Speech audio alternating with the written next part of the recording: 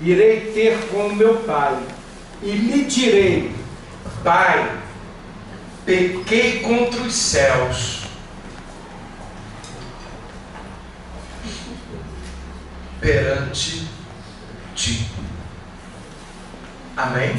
Amém. Toma os nossos assentos.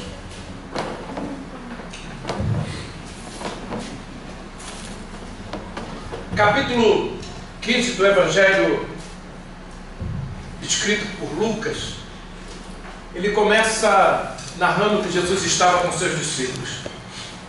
E nessa oportunidade bem observamos que o Senhor reúne-os e procura orientá-los com 3 parábolas. Interessante que, pelo que nós conhecemos da palavra, a maioria das parábolas foram ditas pelo Senhor em aramaico, até para que só ele e os discípulos entendessem o que ele falava. E a primeira, ele começa a falar da ovelha perdida, que o pastor vai buscá-la. Então preste bem atenção, nós vamos correr um pouquinho, mas dentro do horário nós vamos terminar. A ovelha, ela é um animal meigo, simples. Quero usar um termo aqui para não ferir muito a ovelha, mas em alguns momentos, para não ferir muito, ela se torna muito consciente, muito vulnerável. Você vê que o cão que cuida de ajuntar o rebanho, ele nem se aproxima muito dela, não tem nem. Só latiu, ela se acomoda e ela vai ao caminho que as pessoas gritam, bate o pé, ela vai. Como eu já preguei aqui, e a cria, que ela dá 2 crias, a fêmea dá 2 crias, ela não tem muito cuidado com a sua cria. A própria ovelha, presta bem atenção, ela não tem cuidado com a sua cria. Ela dá a primeira, ela até deita para dar a primeira, a segunda ela dá andando. E cai, a ovelhinha, a segunda ovelha, que ela sempre dá 2 crias, a ovelhinha, a segunda, cai e fica por ali, que ela sai até fragilizada, porque ela forçou um pouco mais, porque ela já está vindo. E ela, por sua vez, também parece que não sente muita dor, continua andando e cai, e normalmente o pastor que vem, para que as outras não pisoteiem ela, tira. E quando cresce, talvez ela, por não conhecer, tem uma ovelha que não presta atenção. Deus está aqui, eu gosto disso quando eu falo no meu ouvido. E tem muitas delas que não se preocupa com o abismo, não conhece, não percebe o abismo e cai. E a obrigação é até semelhante, uma coisa que chegamos a comentar hoje durante o dia, e é bom que se busque esta ovelha e não a empurre demais para baixo.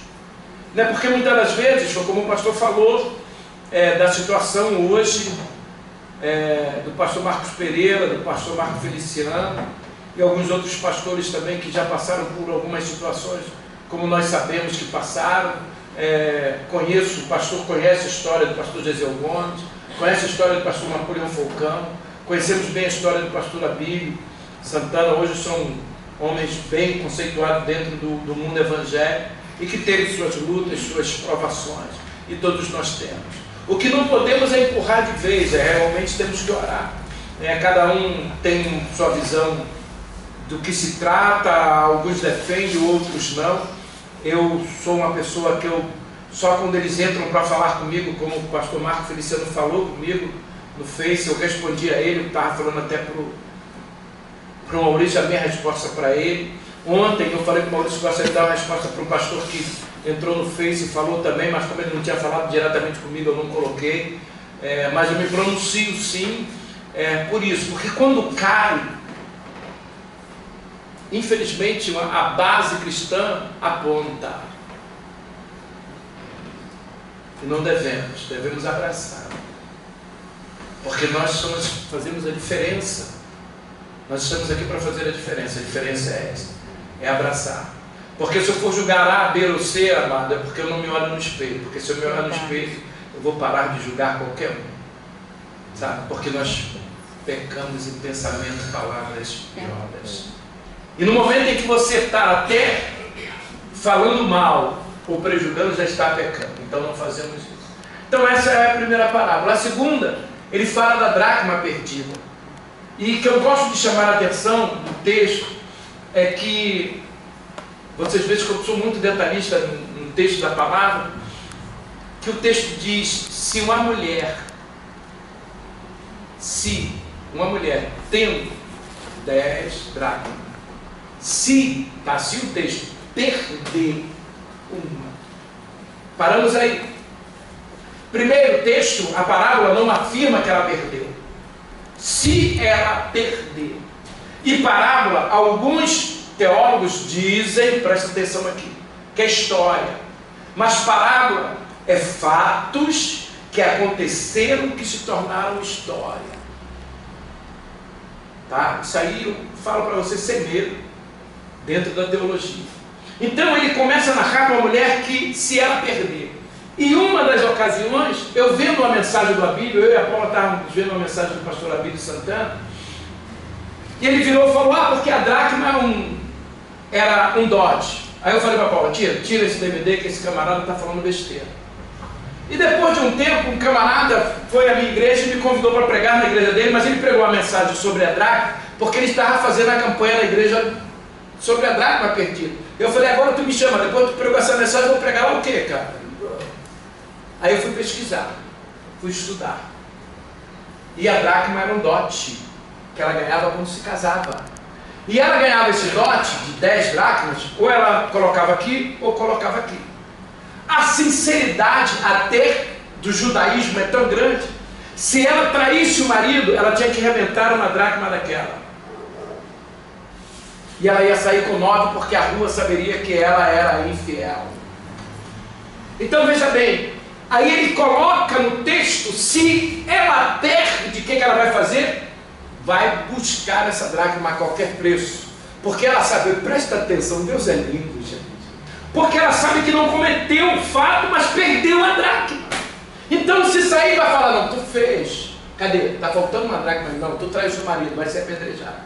E ela, por sua vez, sabia que tinha perdido. Então ela vai buscar muito encontrar. E o texto diz, achando ela vai acender uma candeia em sua casa. Até porque as casas não tinham janelas como temos hoje. Ela só tinha uma entrada. Então mesmo de dia estaria escuro, mas ela tinha que procurar aquela dracma. Para quando ela saísse, as pessoas não a prejugassem. Logo eu bem entendo que muitas das vezes nós temos que ter cuidado, que podemos perder coisas mínimas. E somos prejugados pela sociedade. Né? Mínimas. Às vezes, entre aspas, uma mentira pequenininha, que para Deus não tem diferença, mas é aquela coisa que você joga no ar e fica. Então, vamos ficar atentos, porque o Senhor vem falando com os seus discípulos sobre isso. E ela vai buscar e vai chamar as amigas. Diz o texto, que convida as amigas. E interessante que tem hora que você não tem que provar nada para mim, nada para o pastor, nada. Só que quando eu fui pregar lá, Deus me deu uma mensagem que quantas dracmas sobraram se ela perdesse uma? 9. Então, se você perde, presta atenção, perde a dignidade, perde a palavra, perde a compostura, perde uma coisa só. Você não vai poder usar os 9 dons que Deus tem para você. Glória a Deus. Então se você perde a dignidade aí fora, não estou prejudicando não, amados. Como é que fica o espírito? Você perde a moral aí fora e aqui dentro, como é que fica? Então temos que ter um devido cuidado. Se perder, eu vou buscar aqui dentro, não vou nem sair, eu vou ficar aqui, vou buscar. Para que eu possa ser usado pelo divino, pelo mestre, pelo Senhor. Amém, amado? Amém. Mas vamos lá. Diz o texto da parábola do filho pródigo. Esse nome pródigo parece feio, né? Um nome. Vocês sabem o que quer dizer pródigo? Alguém sabe? Se habilita aí para mim? Não. Pródigo. Pródigo. Generoso. Por incrível, porque pródigo é um nome tão feio. Filho pródigo, o cara sai, mas generoso, bondoso. Porque ele chega para o seu pai e diz: pai, dar o que é meu, dar-me o que é devido. Ele não estava pedindo nada absurdo. Agora, pródigo porque ele deu tudo. Pródigo quer dizer bondoso, generoso. É isso, vai no dicionário que você vai achar. Então aquele menino chega para o seu pai e fala: a parte que me é devida, me dá, é meu, eu quero. Ué, o pai deu. E diz o texto que, entregando ele o que foi lhe dado, ele sai e dissipa tudo, acaba com tudo. E longe, diz que era terra distante. Porque na realidade, querido, que Deus quer falar comigo e com você nessa noite, não temos que viver distante do Senhor, não. Não é ser beato, não é ser doente, não é ser fanático, mas é estar aos pés da cruz, é estar aos pés do Senhor, é estar perto do Senhor. Glória a Deus, aleluia. Perto do Pai. Veja bem que o Pai concede a ele o que lhe é devido, que ele fala: isso é meu, cabe a mim. É a mesma coisa eu chegar, eu e você, chegar para o Senhor hoje e falar: pai, me dá os dons que eu estou precisando. Quer ver um que todos nós precisamos? Dom de fé. Pai, me dá aí o dom de discernimento. Oh meu Deus, me é devido. Me dá aí dom de visão. Presta bem atenção. E ele sai pedindo: eu vou pedir tudo isso ao Senhor. Eu vou pedir dom de fé, dom de visão, discernimento, para a edificação da casa do Senhor. Então eu tenho que ficar na casa do Senhor.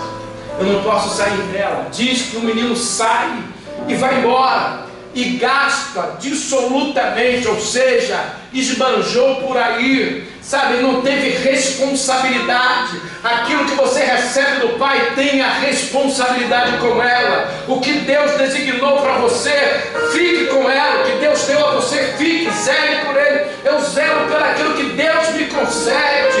Eu sou feliz demais quando Deus pode dizer coisas mínimas que Ele me dá. Eu vou falar muito por aquilo que Ele me deu. É zelar pelo que Deus tem te dado. E esse menino gasta tudo. E diz o texto que agora ele está sem nada. E ele começa a refletir o que ele tinha, o que os empregados do seu pai tinham. Olha só que coisa.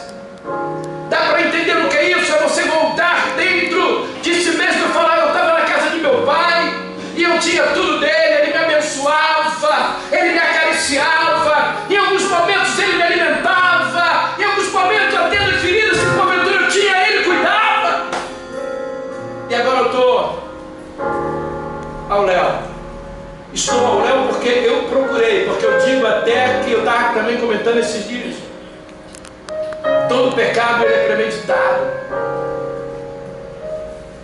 São raros aqueles que acontecem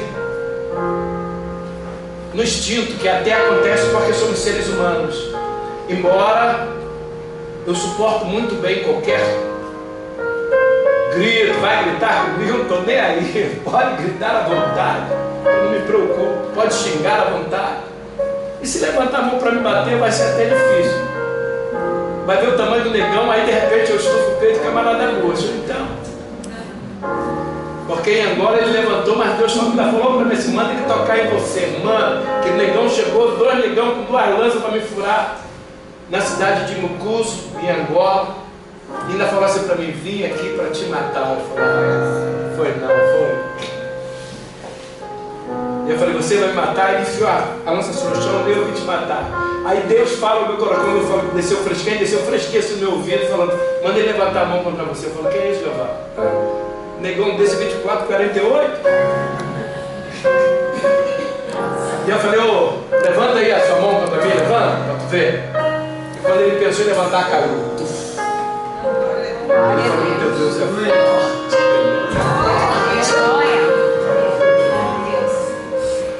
então esse menino agora, ele estava numa situação que ele precisava voltar. E aí que começa também uma grande parte desse texto é rico. Você reconhecer que tem que mudar. Você reconhecer que tem que voltar. Você reconhecer que tem que se humilhar. Gente, isso na cabeça do ser humano tem hora que dá parafuso. Você não aceita, não quer. Meu Deus. Tem hora que você chegar para você, pô, minha amada, me perdoa. Eu errei. Chega assim, me perdoa, valeu? É isso. Ah, eu errei? Ah, gente, ó. Sabe, eu errei, me perdoa. Não é assim não. A coisa não é assim não. Aleluia. É bem diferente. Você descer um pouco mais. Meu Deus. Sabe, e aquele menino agora, a cabecinha dele, eu tenho certeza que está em parafuso. Como é que vai ser? Eu vou voltar, me humilhar, como é que vai acontecer? Será que ele me recebe ou não? Será que as pessoas, de que forma elas vão me ver? E quando você entra nesse parafuso da vida e não tem atitude, aí Deus começa a apertar mais um pouquinho. Você sabia disso? Porque Deus quer isso. Tem hora que Deus nos quer lá embaixo. Lá embaixo é verdade. Não é lá embaixo você cair, não. É você se humilhar, porque você é aquele crente que acha que você pode tudo. Você acha que você está no lugar de Deus. É você que sabe, é você que canta, é você que manda. E Deus está sempre por aí, não. Ele começa a apertar, ele começa a apertar. Ele permite isso. Eu estava falando com o Maurício esses dias, ontem, não foi hoje de manhã, contando sobre a história de Israel por causa do cativo. Deus está no livro de Jeremias, é coisa louca, gente. A Bíblia é maravilhosa. Deus chega na boca de Jeremias e fala: eu vou usar o meu servo Nabucodonosor. Aonde Nabucodonosor era servo? Mas Deus usou ele para saquear Jerusalém, para o povo aprender que tinha que respeitar a palavra do bom mestre, do ano sabático, que eles não descansaram. Tem coisas que acontecem na nossa vida que a gente está culpando o diabo. Deus está falando: pô, você está tão desligado que não está vendo que sou eu que estou pesando a mão sobre ti para que você se desperte. Sou eu que estou colocando aí para você acordar. Sou eu que estou fazendo isso para você perceber que eu preciso de você de outra forma. Aleluia. Oh, meu Deus. Deus está criando crente aqui fragilizado. Eu até gosto de dizer: aqui não tem crente cristal, não, que quebra à toa, não. O Senhor está te chamando para você ser forte, robusto, porque é pelo sangue, pela sua palavra. É isso que Ele quer de você. Mas para isso, passamos por essa situação. E aquele menino agora não tem jeito, aí ele reluta. Pensa que ele não reluta, não. Porque se ele de imediato pensa em volta, não vai nem procurar emprego, né?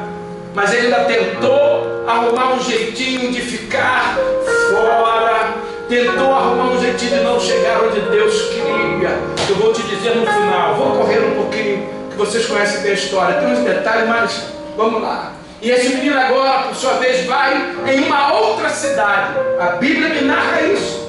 Quer dizer, aonde ele gastou, ele não ficou.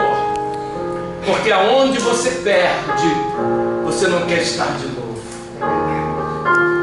Meu Deus, a Bíblia é tremenda, gente. Aonde você se machuca, aonde acontece determinados fatos, você não quer nem voltar. Meu Deus.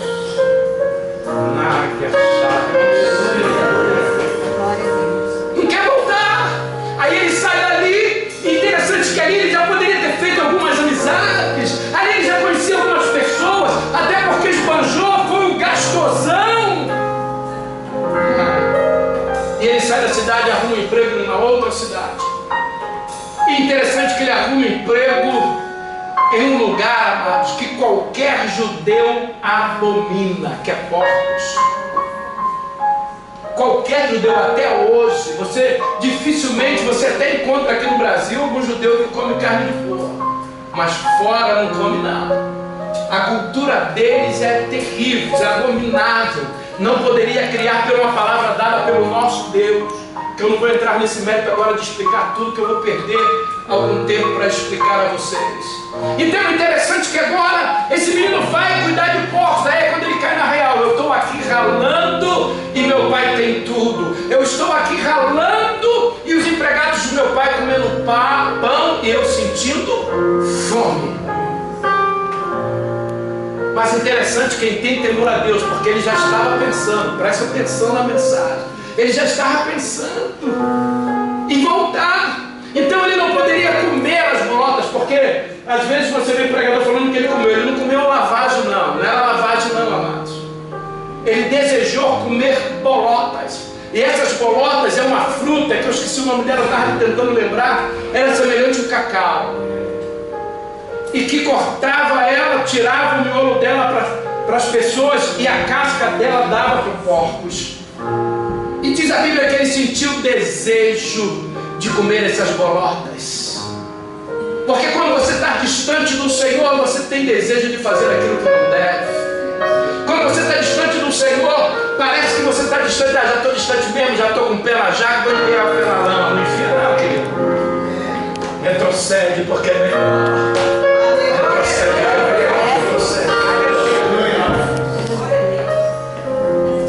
E o que acontece? Esse menino percebe tudo isso e fala, não tem jeito, aqui não é meu ambiente. Já viu quando você chega num ambiente que não é o seu ambiente,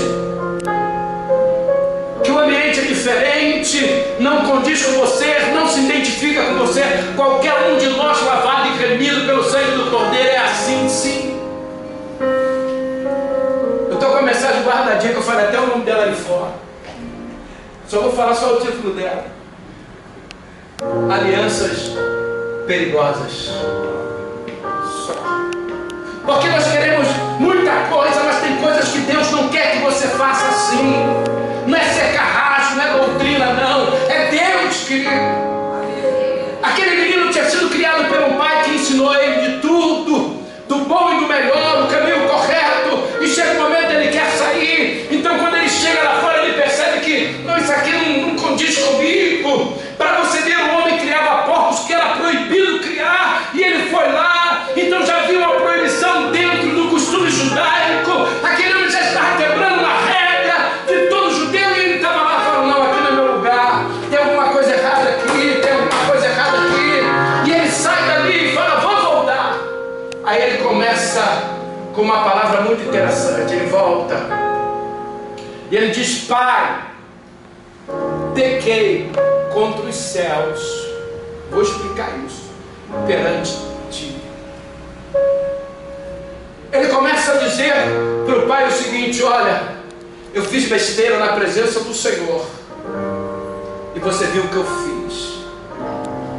Ele pega o pai, pastor, e coloca numa situação de testemunha do erro que ele fez, para que o pai possa também reconhecer que ele estava descendo naquele momento, para que o pai possa ver que há um arrependimento. Sabe o que é isso, querido? Eu tenho que pregar essa mensagem. E essa mensagem não é para quem está ausente, é para quem está presente. Que Deus não fala com ausente. E é interessante que ele agora se coloca numa posição de que, pai, eu pequei contra os céus. Você lembra o que eu fiz, pai? Eu cheguei para você pedir tudo que eu tinha de direito e fui embora. Eu não tive responsabilidade, eu não tive temor, eu não tive amor. Te abandonei aí, pai, fui embora. Agora tudo se acabou, e agora, pai? E Deus sabe que não era isso. O projeto de Deus não era esse, não era mesmo, não. O projeto de Deus não é para derrota. O projeto de Deus não é para distância. O projeto de Deus não é para que você se perca. O projeto de Deus não é para que você vive longe da sua casa. O projeto de Deus é para que você esteja aqui, para glorificar, exaltar, bendizer o nome dele. É isso que eu quero. E o pai agora recebe aquele filho, chama os empregados, manda fazer uma festa. Prepara aí uma festa, tem que correr, Jesus. Prepara a festa, fala, traz uma roupa nova para o meu filho. Eu tenho que correr. Quando você volta, troca de roupa. Vim agora no carro falando com o Maurício, não adianta, meu Deus. Não adianta, Estelinha. Botar arrebento de pano velho e pano novo, não adianta. Não vai dar certo, vai romper. Vai romper. Não adianta. Tira isso tudo que está sujo, está com cheiro de porcos, está cheio de carrapicho, que eu vou botar uma roupa nova no meu filho. Deus quer te revestir neste dia. E logo depois o que acontece? Ele diz, olha, traz uma sandália. Talvez pelo que ele andou, estava sem sandália, estava sem nada. E se Deus quisesse que não acabasse, não acabava, porque no deserto, o povo que estava ligado com Deus, as suas vestes não acabaram. Eu também tenho uma mensagem muito linda sobre isso. Você imagine, só vai passando o tempo, você vai olhando e a sandália está do mesmo tamanho. Você vai crescendo, as roupas não vai ficando curtas, não está faltando pano, está do mesmo tamanho. Isso é Deus. É Deus. Mesmo no deserto é Deus. Que você olha assim e fala, não me falta nada, mas já faz tanto tempo, eu tinha 5 anos, me arrumaram esse chinelo, agora eu estou com 15 anos, o chinelo ainda está no meu pé, está do mesmo tamanho, porque foram 40 anos de deserto, mas nada se acaba, o que vem do Senhor é novo, o que vem do Senhor é novo, o que vem dele é novo.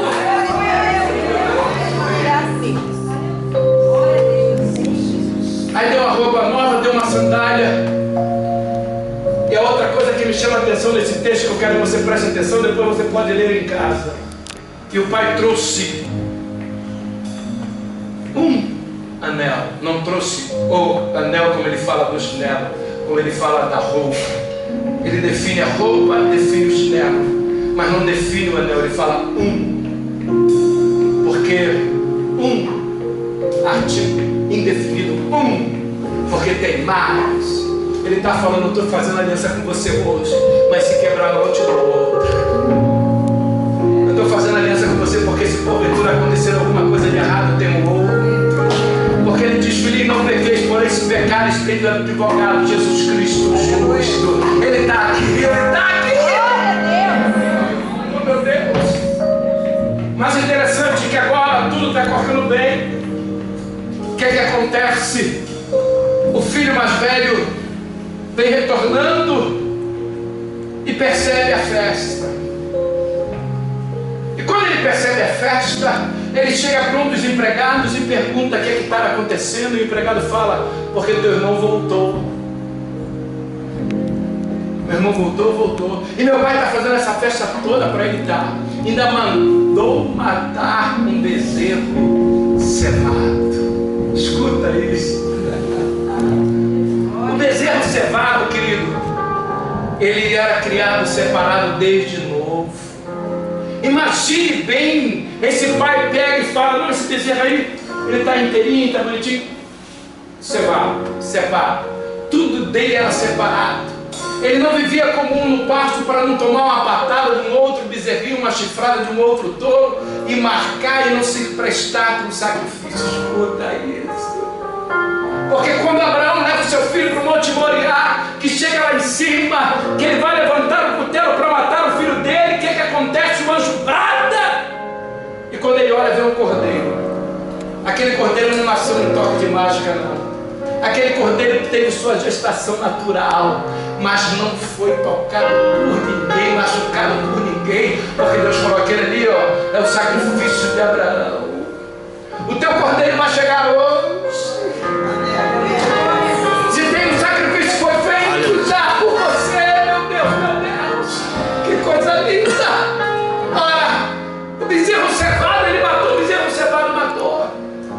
Sem mácula, sem mancha, que eu tenho que fechar um pouquinho, não posso falar muito do próximo, mas ainda vou falar do outro que ficou. Mas o bezerro não tinha mancha, não tinha mácula, era cevado. E aquele filho que ficou o tempo todo não conhecia o pai que tinha, porque se ele conhecesse o pai que tinha, ele já tinha recebido muito mais do pai. Aquele que ficou também não conhecia do bezerro cevado, sem mancha, sem mácula, para ser sacrificado, ser morto, o sangue derramado, ele não conhecia. Eu vou aplicar isso para você. Dá para entender